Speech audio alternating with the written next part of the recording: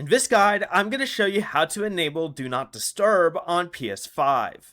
This is Miguel from Just Boz, and before we get into this guide, make sure to like the video and subscribe to the channel with all notifications on for more content like this. It really does help out the channel and we'd greatly appreciate it. If you have any questions, just ask them down in the comment section below. I'm going to be doing my best to reply to every single comment down there.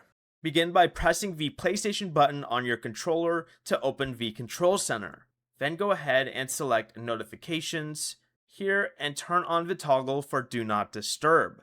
This temporarily stops notification pop-ups from appearing on your screen. Do Not Disturb will stay enabled until you turn it off, sign out, or go ahead and restart your PS5. Before you leave, remember to like the video and subscribe to the channel with all notifications on for more content like this. It really does help out the channel and we'd greatly appreciate it. And if you did have any questions, just ask them down in the comment section below. I'm going to be doing my best to reply to every single comment down there. Peace.